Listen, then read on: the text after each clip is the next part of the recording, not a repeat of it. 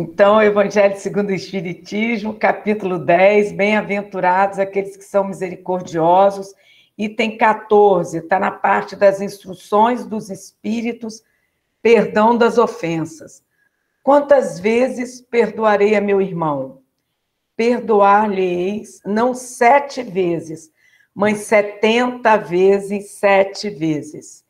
Eis uma dessas palavras de Jesus que mais devem atingir a vossa inteligência e falar mais alto ao vosso coração. Comparai essas palavras de misericórdia com as da oração tão simples, tão resumida e tão grande em suas aspirações que Jesus dá a seus discípulos. E encontrareis sempre o mesmo pensamento. Jesus, o justo, por excelência, responde a Pedro: perdoarás, mas sem limites, perdoarás cada ofensa, ainda que a ofensa te seja feita frequentemente. Ensinarás aos teus irmãos esse esquecimento de si mesmo, que os torna invulneráveis contra o ataque, os maus procedimentos e as injúrias. Serás brandos e humilde de coração, não medindo jamais a tua mansuetude. Farás, enfim, o que desejas que o Pai Celestial faça por ti. Não tem ele que te perdoar frequentemente e conta o número de vezes que seu perdão desce para pagar tuas faltas? Escutai, pois, essa resposta de Jesus e, como Pedro, aplicai-a a vós mesmos. Perdoai, usai de indulgência, sede caridosos, generosos, pródigos mesmo de vosso amor. Dai, porque o Senhor vos restituirá. Perdoai, porque o Senhor vos perdoará. Abaixai-vos, porque o Senhor vos elevará. Humilhai-vos, porque o Senhor vos fará sentar à sua direita. Ide, meus bem-amados, estudai e comentai estas palavras que vos dirijo, da parte daquele que do alto dos esplendores celestes está voltado sempre para vós e continua com amor a tarefa ingrata que começou há 18 séculos. Perdoai, pois, aos vossos irmãos, como tendes necessidade que eles vos perdoem. Se os seus atos vos foram pessoalmente prejudiciais, é um motivo a mais para serdes indulgentes, porque o mérito do perdão é proporcional à gravidade do mal. Não haveria nenhum mal em relevar os erros de vossos irmãos, se eles não houvessem feito senão ofensas leves. Espíritas, não ouvideis jamais de que, tanto por palavras como por ações, o perdão das injúrias não deve ser uma palavra vã. Se vós vos dizeis espíritas, sede-o, pois, ouvidai o mal que se vós pode fazer, e não penseis senão uma coisa, o bem que podeis realizar. Aquele que entrou neste caminho, dele não deve se afastar, mesmo pelo pensamento, porque sois responsáveis pelos vossos pensamentos, que Deus conhece. Fazei, pois, que eles estejam despojados de todo o sentimento de rancor. Deus sabe o que permanece no fundo do coração de cada um. Feliz, pois, aquele que pode, cada noite, dormir dizendo: não tenho nada contra o meu irmão. Simeão Bordeaux, 1862. Gente, logo no início dessa passagem, na primeira frase, nos faz lembrar uma passagem muito engraçada, que a gente até dá risada quando escuta, que ocorreu com Chico Xavier. Uma senhora estava procurando o Chico já há um bom tempo, ao longo dos anos, porque ela sempre ia lá, reclamava do marido, que era uma pessoa muito difícil e que ela já não estava mais aguentando, que ela então ia se separar dele, e perguntou a Chico: Chico, o que você acha que eu devo fazer? Chico falou: olha, minha irmã, você até pode separar dele, mas primeiro você volta lá para a tua casa e perdoa ele. A hora que você perdoar ele as ofensas que ele te fez e te faz, aí você está livre para seguir o seu caminho e ele seguiu o dele. Então, essa senhora foi, retornou para a casa dela, que não era em Uberaba, era distante de Uberaba. Ela retornou e virou para ele e foi passando o tempo. Aí, depois de muito tempo, ela retorna lá no Chico. Aí o Chico falou, lembre-se, tem que perdoar 70 vezes 7. Aí ela foi, né? Aí quando ela retornou, ela falou, Chico, eu já perdoei ele 70 vezes 7, 490 vezes. Então já estou livre, né, Chico? Já posso me separar dele. Ele vai viver a vida dele, eu vou viver a minha. Aí Chico com aquele jeitinho, né, gente? Matreiro, mineirinho, mas inteligente, bem assessorada ali por Emmanuel, Maria Dolores, etc., né? Vira e fala, minha irmã, que beleza, a gente fica muito feliz de você ter conseguido perdoá-lo 490 vezes, mas, minha irmã, Jesus disse que é 70 vezes 7, 490, para cada pecado que ele atentou contra você, para cada erro que ele cometeu contra você. Aí ela, meu Deus, então não vou acabar nunca, Chico. Minha irmã, você perdoou só um dos pecados que ele cometeu contra você. Volta e vai ter que perdoar 490 cada um. E a senhora saiu assim, tinha uma atribuladésima, né?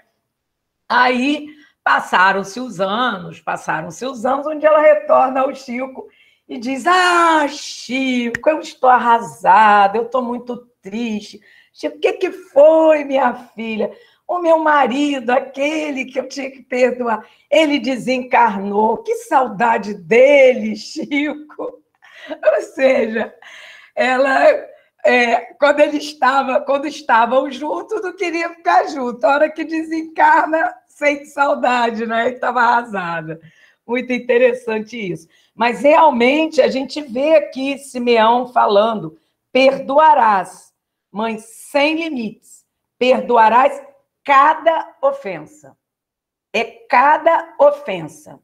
Ainda que a ofensa te seja frequentemente. Ou seja, é cada ofensa, né? E depois ele coloca, nós não desejamos, não queremos que Deus também nos perdoe? E é bom a gente ter ciência e estar sempre se lembrando disso, gente, que os espíritos falam aqui no próprio Evangelho que todas as dificuldades que a gente passa hoje, nesse momento, agora, de nossa existência, né, em torno de 30% são as cobranças que a vida nos faz dos erros cometidos em vidas passadas. Então, ao invés de Deus botar em cima da gente os 100% da nossa dívida com a justiça divina, com as leis divinas, dos deslizes, dos erros cometidos lá em vidas passadas, ele põe em torno de 30%. 70% dos nossos sofrimentos atuais são sofrimentos devido a erros, equívocos, escolhas indevidas que nós fizemos nessa encarnação. Então, em torno de 70% do nosso sofrimento hoje foi coisas que nós escolhemos, que nós optamos. Muitas vezes, como ele diz aqui, por não ser brando de coração, por não ser humilde, ainda sermos orgulhosos, petulantes, muitas vezes prepotentes, né? Egoístas. Então, a gente vê como que Deus é bom e justo e nos perdoa. Ele torna o nosso fardo mais leve. Então, por que nós também não podemos tentar ser bons de corações, tornar o fardo daqueles que nos ofendem mais leve? Porque também a gente tem que ter em mente que a pessoa que nos ofende, é um doente da alma. Aliás, ele não é, ele está doente da alma. Ele está. Porque nós sabemos que nós somos luzes. Porque Jesus nos disse que brilha a vossa luz. Então, essa luz, essa centelha divina está dentro de nós. O nosso rumo, o nosso objetivo, a nossa linha de chegada é a perfeição. Assim como Jesus também foi criado igual a gente, simples e ignorante, passou por diversas fases, mas já atingiu a perfeição. Então, essas pessoas, elas estão doentes, elas não são doentes, elas são criaturas de Deus. Elas têm luz dentro dela, mas essa luz, nesse momento da existência delas, ou em algum outro momento que nos ofendeu, está apagada, né? E como diz Emmanuel, não existe mal, não existe uma pessoa má. O que existe é uma pessoa fraca e ignorante. Por que fraca? Porque ela sabe que está cometendo erro e comete. Ela não consegue se segurar. Então, são os fracos. E os ignorantes são aqueles que cometem erros para conosco, né? Mas por desconhecerem, por não perceberem que cometeram, por não saber das consequências, são espíritos ainda que não pararam para pensar. Então, são irmãos, assim como nós também somos enfermos da alma, são irmãos enfermos. Porque ele está tentando contra você, né? Mas isso vai ficar marcado na justiça divina. Em algum momento, virá a cobrança, virá o famoso boleto, virá o famoso olerite da justiça divina, seja nessa existência, seja em outras existências, seja no plano espiritual. Né? A gente lendo as obras de André Luiz, particularmente, né, como a gente está com um grupo de estudo nosso lá, a gente vê, né, que mesmo no plano espiritual, né, a justiça divina não escapa. A gente não escapa da justiça divina quando a gente vê André Luiz passando aqueles anos todos lá, né, numa região umbralina, né, numa região ainda trevosa. Não é porque, como diz aqui Simeão, no final, e Maria Teresa de Calcutá reforça isso, no final vai ser entre aquela pessoa que te ofendeu e Deus, assim como vai ser entre você e Deus, né? Quando você não perdoou, quando você atentou contra o outro e depende do perdão do outro. Quantos irmãos, gente, a gente sempre fala isso. Vamos abrir os livros de história, vamos abrir o Wikipédia, se não quiser abrir o livro, vamos rever a história do nosso planeta. Com certeza, nós também ofendemos alguém, atentamos contra alguém. Ah, Conceição, nessa vida não, nessa, mas nas outras. Então, nós também temos uma fila de credores atrás de nós, e em busca da justiça, com as próprias mãos. Então, se nós devemos perdoar a quem nos ofende, para que esses irmãos aos quais nós ainda temos dívidas, nós ainda temos débitos dessa existência ou de existências passadas, também nos perdoem. Porque se eu quero que me perdoem e não perdoo o outro, que moral eu tenho para exigir que me perdoem? Para pedir que me perdoe, né? Então, eu tenho que ter moral, eu tenho que ter lastro, não lastro bancário, mas eu tenho que ter lastro perante a Deus, lastro da minha consciência e dos meus sentimentos. E, gente, um grande equívoco, que a gente, às vezes, carrega muitos anos esse equívoco, né? Em achar que perdoar o outro é estar junto com o outro. É estar na mesma festa, é viver. Não é. Não é. Né? Porque aí entra a questão de afinidade, de sintonia. A pessoa está indo por um caminho e você já está indo por outro caminho. O caminho da sua libertação quando você o perdoa. Perdoá-lo é não toda vez que pensar nessa pessoa é querer o bem dele. é olhar para o céu e falar: Pai amado, Jesus, cuida desse irmão. E aos poucos você vai limpando o seu coração, né? De forma que toda vez que ele vier à sua mente, você o enderece, que Jesus tome conta dele, que ele seja muito feliz lá na vidinha dele, e você aqui na sua vidinha.